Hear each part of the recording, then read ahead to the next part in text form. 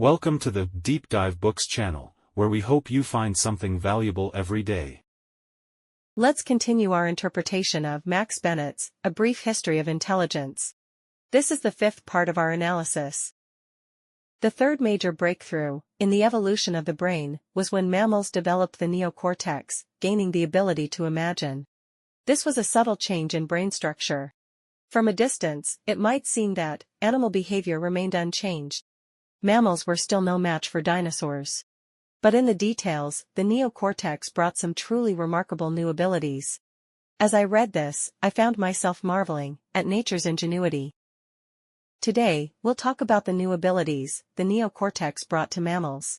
Behind all these abilities is a unifying principle: model-based thinking. The functions of the neocortex are diverse, but they boil down to two core tasks. First, it generates an understandable model, based on input information. Second, it uses this model to make predictions about the world. Let's start with a straightforward example. Look at this image. It's black and white. Can you tell what it depicts? I couldn't figure it out myself. This is what it feels like to have no model. Just input information with no formed model. In this case, our brain doesn't understand, process, remember, or predict what will happen next in the image. But once a model is formed, the experience changes completely. If I tell you the image is of a frog, and you still can't see it, you can check the answer at the end of the video. Once you realize it's a frog, the next time you see this black and white image, you'll immediately recognize it as a frog. Your perspective changes, and you can talk about this image in many different ways. This is the advantage of having a model. And the role of a model is not just about recognition, but also about simulation. Vertebrates without a neocortex, such as fish, can recognize an object as long as the image is clear. As we discussed earlier, if you show a predator from a different angle, the fish can still recognize it immediately, which is impressive. But a fish can't simulate this object in its brain. It can't imagine, for example, what it would be like to be underneath the object, or devise a strategy like hiding in the predator's blind spot. But we can. When we see a chair, not only can we recognize it as a chair, but we can also mentally rotate it, change its color and material, adjust its height and width, and imagine what 6 of these chairs would look like in our living room. We can predict various potential events involving the chair, and make choices accordingly. There's a significant difference in intelligence between having a model and not having one. Vertebrates without a model only acquire their highest skills through reinforcement learning, making impulsive decisions. Mammals with a model, however, can plan before they act. Let's look at some of the new abilities mammals have gained. The first ability is called vicarious trial and error, which involves imagining the outcome of different options in the brain's model before taking action. Essentially, the ability to plan. We previously discussed the story of Edward Thorndike, a Harvard psychologist, in the late 19th century, who studied animal learning. His focus was on non-mammals like chickens and fish, which primarily relied on reinforcement learning. In the 1930s, Edward Tolman, a psychologist at the University of California, Berkeley, continued Thorndike's research, this time focusing on rats, which are mammals with a neocortex. Tolman made a curious discovery. Sometimes, when a rat reached a fork in a maze, it would pause, look left and right, glance back and forth for a few seconds, and then choose a direction. This behavior doesn't align with reinforcement learning. In reinforcement learning, trial and error involve rushing around to find the exit, without hesitation, so why was the rat pausing? Tolman speculated that the rat was imagining what each path might lead to. This was clearly a higher-level ability than trial and error in action, which he called vicarious trial and error. Further research showed that rats only displayed this hesitation when faced with difficult choices. For example, if you place doors in the maze, with food behind each door, and sounds playing, you can train the rats to judge how long it will take for the door to open, based on the sound cues. If the cue indicates that the door will open in a few seconds, the rat waits. If the cue suggests a longer delay, the rat moves to the next door. Only when the cue indicates a moderate delay does the rat hesitate, unsure whether to stay or move on. To borrow a phrase from fantasy novels, the rat was awakening its intelligence. Tolman's hypothesis wasn't confirmed until the 2000s, when functional magnetic resonance imaging, fMRI, became available. Neuroscientists observed that, when rats hesitated at a fork in the road, the hippocampus encoded not the current location, but the potential future paths. The rats were indeed planning their future actions. Rats can plan their route, based on a mental map, while fish and reptiles rely solely on dopamine to guide them. There's another even more remarkable experiment. In a maze, food was placed in two different locations. One with normal food that the rats liked, and another with very salty food that the rats disliked. After a few training sessions, the rats consistently went to the location with normal food, which was expected. However, when the researchers induced a state of severe salt deficiency in the rats, and then placed them back in the maze, they went straight for the salty food. Think about how incredible this is. All the previous reinforcement learning had trained the rats to seek out the normal food. It had become their instinct. But once their bodies needed salt, the rats immediately overcame their previous habit, and took an unreinforced action. Model-based thinking can override automated instincts. The second new ability brought by model-based thinking is counterfactual learning, or considering what would have happened if you hadn't made a particular choice. Imagine two fish that start together but swim off in different directions to hunt. The first fish catches only one prey, while the second returns with 4. Would the first fish regret its decision and choose the same direction as the second fish next time? No. Reinforcement learning only considers one's own reward. But rats do experience regret. In maze experiments, if a rat misses a spot where it could have immediately eaten a banana, it looks back at that spot, and fMRI shows that its brain is imagining eating the banana. It imagines a different world, a counterfactual world. One where it ate the banana. Regret can be useful if the environment has some stability. It helps you learn a lesson and improve next time. Counterfactual learning also allows us to identify causal relationships. From a purely logical standpoint, causality isn't a scientific concept.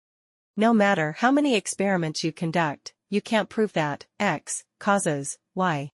We discussed this issue when we covered Judea Pearl's The Book of Why, The New Science of Cause and Effect on our channel. Causality has no scientific definition, but you can give it a philosophical definition. One option is a counterfactual definition. If X hadn't happened, Y wouldn't have happened either, so we can say, X caused Y. If there hadn't been lightning, the forest wouldn't have caught fire, so it was the lightning that caused the fire.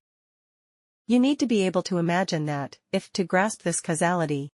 Understanding causality is crucial for our survival. Without imagination, there is no knowledge of causality. The third new ability, brought by model-based thinking, is episodic memory. Have you noticed that some people with amnesia can't remember past events or recognize their loved ones, yet they can still speak or type? Why is that? This is because there are two types of memory. One is procedural memory, which includes skills like speaking, typing, and physical activities. Essentially, automated programs embedded in the brain. The other is episodic memory, which involves remembering specific events. The key point is that episodic memory is essentially generated. It requires imagination. When we recall past events, or imagine future ones, the neural networks we use are remarkably similar. In both cases, we are generating models and making predictions. Think about it. Do you remember what you did during the COVID-19 pandemic? Those details may feel vivid, but like recognizing the black and white frog, you've filled in a lot of the gaps with your imagination. And imagination can easily be inaccurate. We've discussed many times on our channel how unreliable human memory is. In fact, if someone repeatedly tells you that something happened, you might come to believe that it actually did happen to you. We often struggle to distinguish between imagination and reality. Remembering the past is essentially a generative replay, a skill of the neocortex. However, memory storage can't rely solely on the neocortex, because real-time, rapid encoding is necessary, and that's where the hippocampus comes in. As we mentioned earlier, the hippocampus was originally used for encoding geographical information, providing the brain with a map. So how does it relate to episodic memory? Evolution tends to reuse the same tools. The hippocampus's ability to encode spatial information is essentially a pattern formation skill, which is also useful for encoding episodic memories. An event is essentially a combination of various things, imagined by different regions of the neocortex, forming a pattern. The hippocampus and neocortex work together to map events onto the regions of the neocortex. Each time you recall this memory, you start by retrieving the hippocampus's code, then access the neocortex's imagination. After repeated retrievals, the neocortex learns the pattern itself, no longer needing the hippocampus, thus forming long-term memory. This leads to an interesting phenomenon. If a person's hippocampus is removed, they can still access old memories, but can no longer form new ones. In summary, memory requires imagination. Finally, let's talk about the hesitation that a mouse shows at a fork in a maze. It first imagines what might happen if it takes each path, before making a choice. In AI, this is known as model-based reinforcement learning. Earlier, we discussed Sutton's temporal difference learning, a type of reinforcement learning that has been successful in many simple games. Later, AlphaZero used this approach to play Go, but with a critical detail. Reinforcement learning relies on dopamine, where you make a move based on what feels like a good decision. But if you only follow your feelings, it may not work well. After all, instincts aren't always accurate, right? However, if you don't follow your instincts, you'd need to calculate every possibility, which would require an overwhelming amount of computational power. AlphaZero's approach is to search through instincts. The core is still reinforcement learning, where the system continually asks for the best move, but it doesn't just ask for one instinct. When a game reaches a certain position, the system asks, what is the best move? The answer might be move A. But the system doesn't immediately choose move A. It continues to ask, what do you think is the second best move? The answer might be move B. And so on, asking about several instincts. Then, the system simulates each instinct. If the simulation shows that move A wins 35 out of 40 games, and move B wins 39 out of 40 games, we can conclude that move B is better, even if it wasn't the first instinct. This method saves computational power by using intuition, but it doesn't rely solely on intuition. You need to examine multiple intuitions. This is exactly what the mouse's hesitation at the fork represents. Pure reinforcement learning only uses intuition. Hesitation, however, is model-based reinforcement learning. Currently, almost all self-driving AI uses pure reinforcement learning, acting on intuition without hesitation. But some hesitation would be beneficial. Isn't this how we operate in our daily lives? The route you take to work is so familiar that you don't even have to think about it. It's like operating on reptilian brain mode. But when faced with major decisions, when you're torn between choices, you carefully consider each option. This ability seems so simple, yet it's anything but ordinary.